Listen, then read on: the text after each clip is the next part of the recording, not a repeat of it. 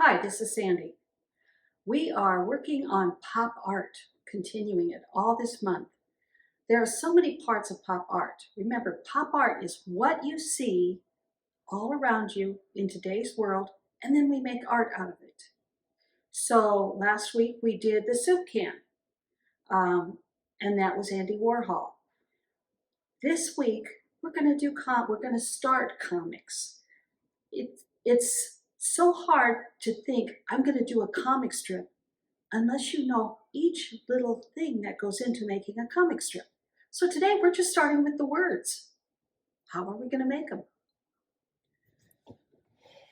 Okay, comics have a lot of different pieces that go into making a comic. If you want to look at some comic books, there's Archie, DC Comics, and Marvel Comics. There's different jobs that people have when they're making a comic book. You have your writer, you have your artist, you have the inker, or you have the guy who draws it, and then you've got the inker, the guy who puts the ink on it, and then you've got the colorist, the man who puts the colorist on it, or person, not man. And then you've got the printer. There's a lot of parts that go into making a comic, so we have to learn all of these. The first thing, though, about comics is it has pictures. That's our art, and we are good artists. And then we have letters. We have words. And those words have to all fit together with the pictures. Some people might think, oh, I can just quickly write something, and I can't read it. If I can't read it, or the person next to me can't read it, then what we've written isn't very good. So I've got a couple ways to learn how to write better. One is a book. The book's name is Artful Alphabet by Joanne Sharp. It really looked like a great book. I may go out and get it. But there's something free on the internet. It's called Lovely Loops. They're a Facebook community, and they teach how to do calligraphy. Well, not only are they teaching people how to do calligraphy, they also have free camps for kids to learn how to do creative lettering. Lettering means we just draw letters.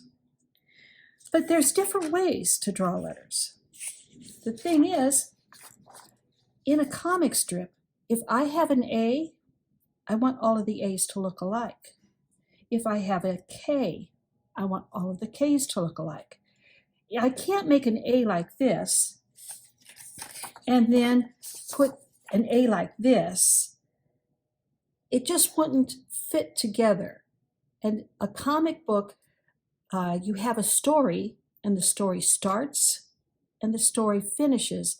But next week or in 2 weeks, the story picks up from where I ended and goes on. Now, if you don't have the same lettering and the same coloring, your readers are going to be very confused. So we have to learn how to do letters.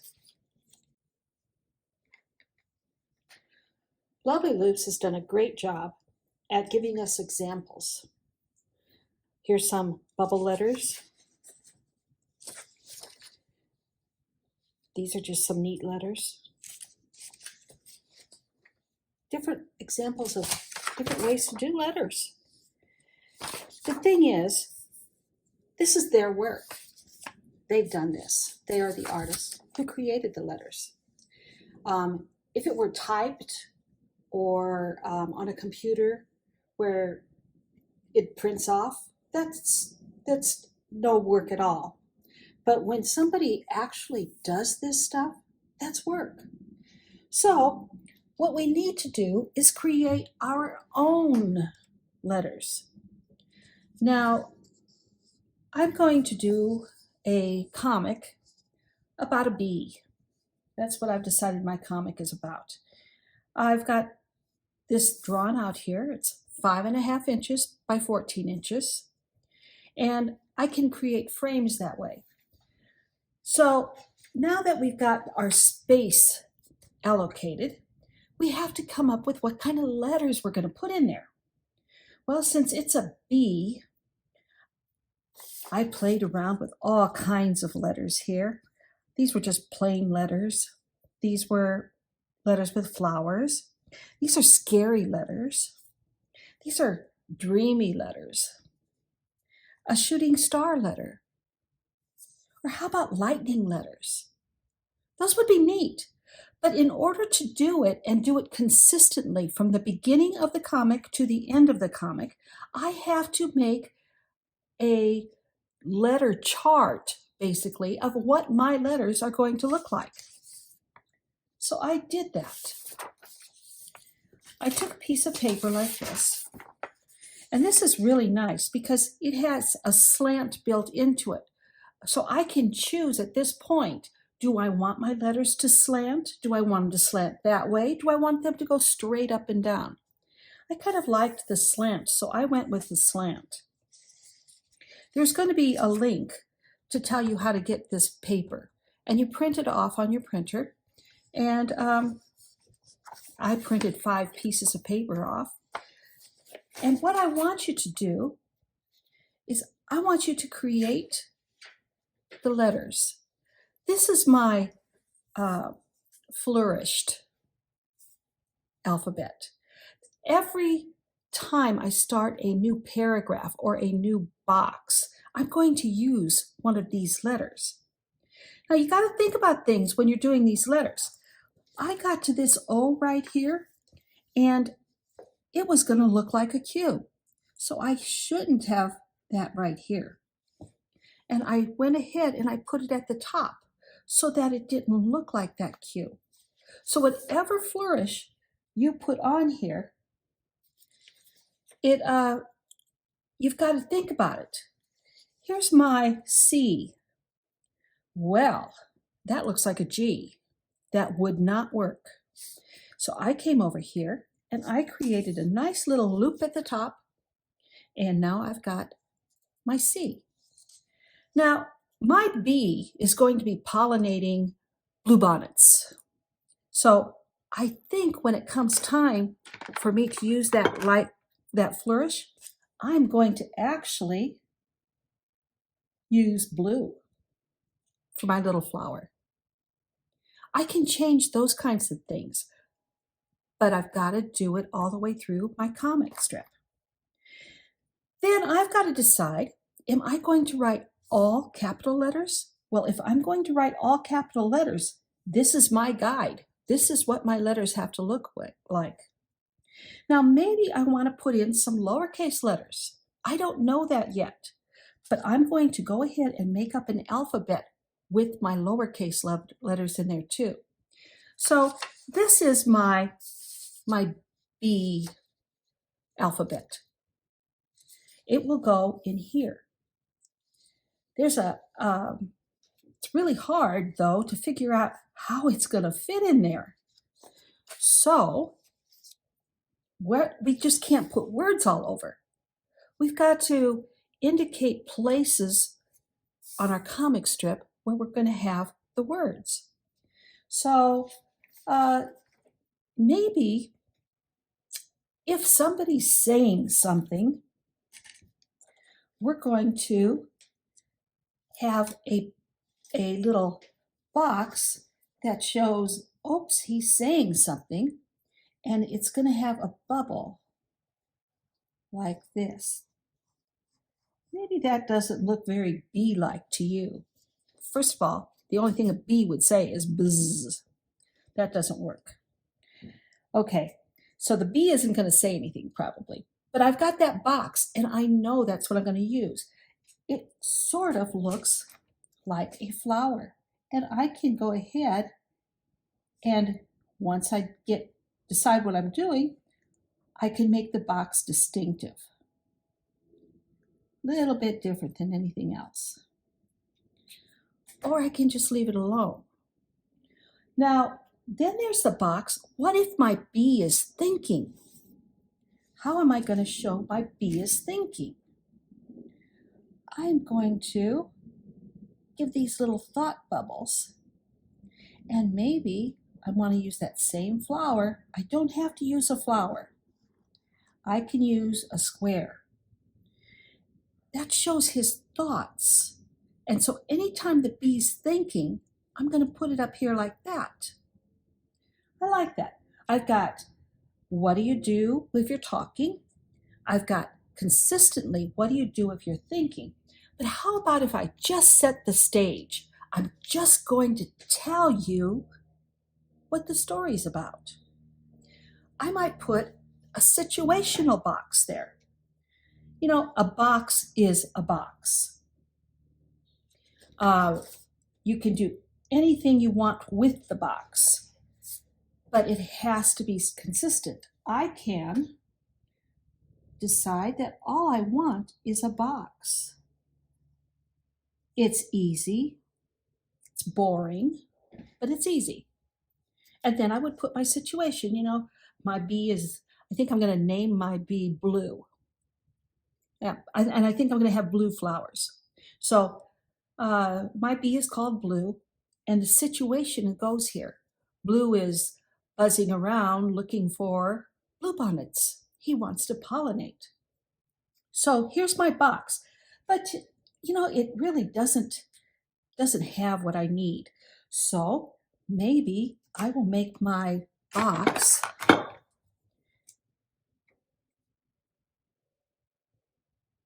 bluebonnets sort of like that all the way around. And then they're colored. Maybe I'll just have bluebonnets outlining the box like that. And then draw the situational box like that. Now we can also call this the narrator. The narrator sets the stage for our story. You have to design your situational boxes. You can go so far as to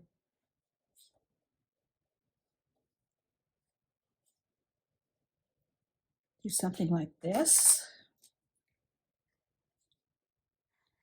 But if you get too many colors like this, it's really hard to read it. We don't want our readers to be hard to have to work at reading, so maybe we want to make it a little bit easier. Okay, so now we've got our situational boxes. You know, we could even put a bee up here. Maybe we need a bee and his head and his stinger and his wings. And he could be up there like that with a situational box. That would be kind of cute. You do the work here. You, I know, have great ideas. You will be able to figure out what kind of boxes you want to go in your comic.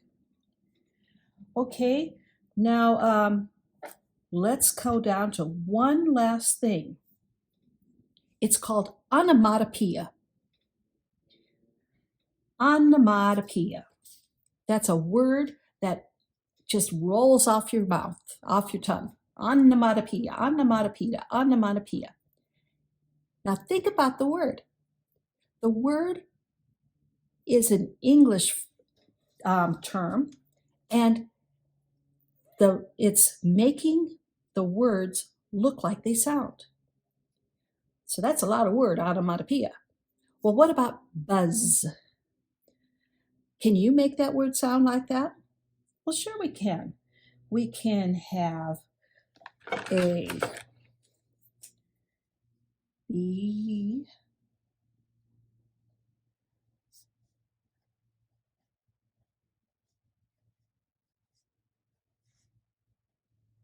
that word sounds like a bee flying along.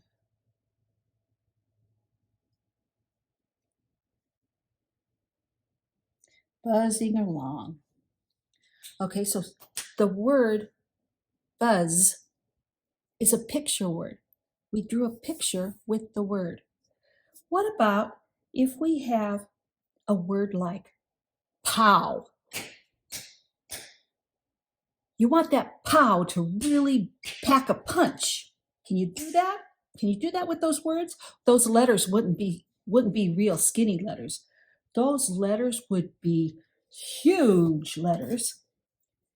Probably like this. I'll put a piece of paper under here because this is going to bleed through.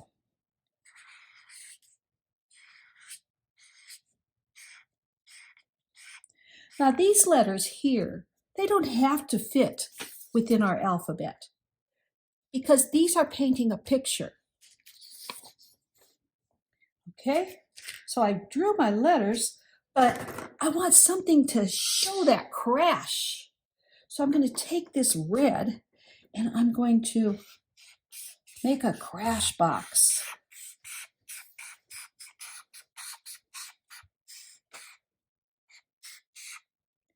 And I can color it all in carefully.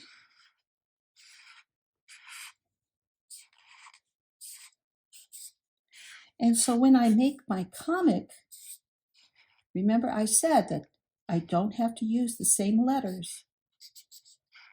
I want these to be powerful words. That's what it's going to look like. I like that. Or how about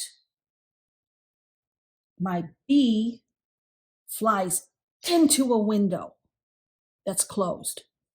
What's going to happen? That bee's going to go splat.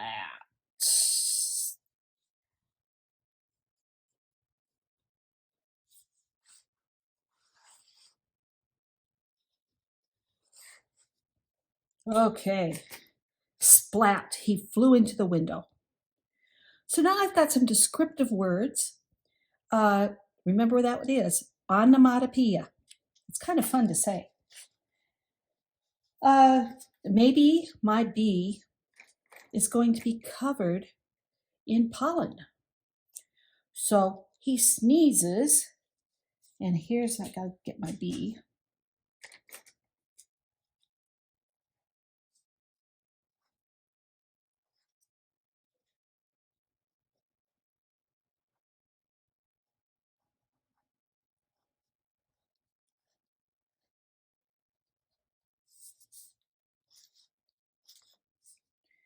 And he's and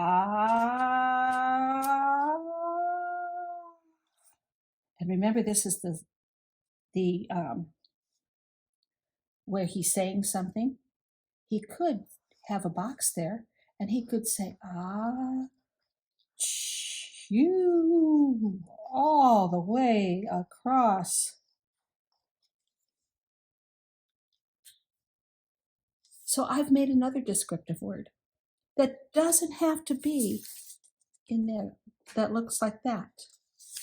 I could have just left the box off. It's up to you what you want to do. So here's your assignment this week. I'm going to do this story about the bee. You can feel free to just do my story with me or make up your own story. But I want you to draw 5 action words. Action words would be sort of like slam, splash would be a fun one to do. Bam, babble, mumble, arf, ba, hiss, squeak, whoosh. Those are all action words. You can come up with so many more action words.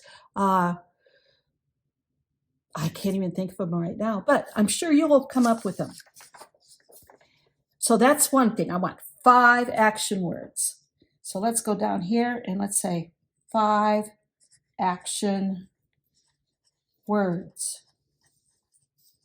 Next, I want you to design an alphabet that you're going to use for your story. This is mine. Maybe you want a bee buzzing around your alphabet. That's fine, do it. Just make it uniform. So we need an alphabet. It's going to have a flourished letter, uppercase, lowercase. You can even do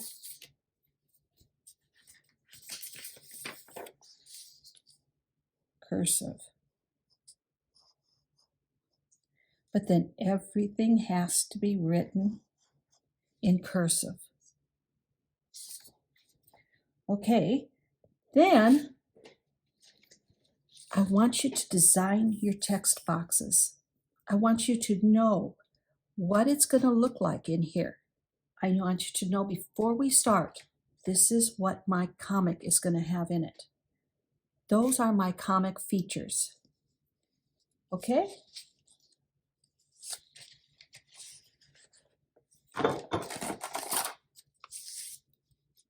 All right.